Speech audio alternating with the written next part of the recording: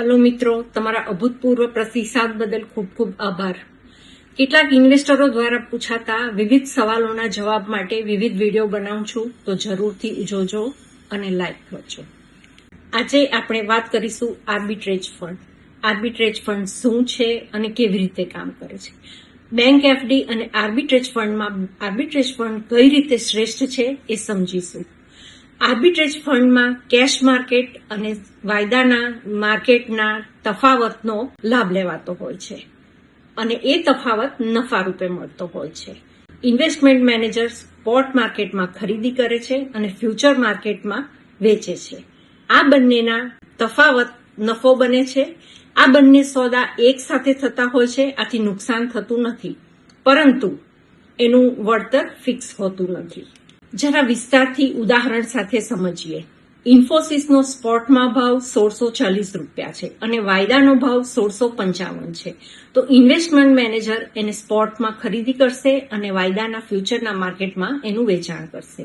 આ બંને વચ્ચેનો 15 રૂપિયાનો તફાવત વળતર રૂપે મળે છે અને આ રીતે આર્બિટ્રેજ ફંડ કામ કરે છે. બેંક એફડી સાથે તુલના કરીએ તો આર્બિટ્રેજ ફંડનો ટેક્સ ઇક્વિટીના ટેક્સ કેટેગરીમાં આવે છે, જે ડેટ કેટેગરી કરતા ઘણો ઓછો છે અને ડેટ ફંડ જેટલી સુરક્ષા મળે છે.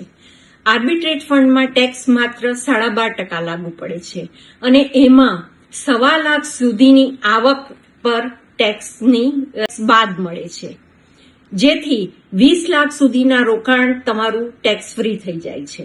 જ્યારે બેંક એફડીમાં 20 લાખની હોય તો 50,000 રૂપિયા જેટલું ટેક્સનું ભારણ આવે છે. આ રીતે આર્બિટ્રેજ ફંડ ટેક્સ માટે કાર્યક્ષમ છે અને એમાં લિક્વિડિટી મળે છે.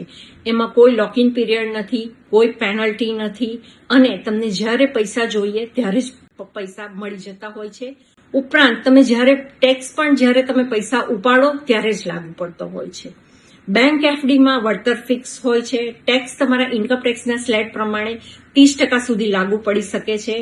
સમય પહેલા ઉપાડવાથી પેનલ્ટી લાગે છે અને બેંકની એફડીનો ઉપાડ ન કરો તો પણ દર વર્ષે વ્યાજ જમા થાય ત્યારે તમારે ટેક્સ ભરવો જ પડતો હોય છે. આ રીતે આર્બિટ્રેજ ફંડ ટેક્સ એફિશિયન્ટ છે, સુરક્ષિત છે અને સમજદાર વિકલ્પ છે. તો આજે જ આગળ વધો, સુરક્ષિત અને સમજદાર રોકાણ કરી તમારા પોર્ટફોલિયોને મજબૂત બનાવો. વધુ વિગત માટે મારા ઉપરના નંબર પર સંપર્ક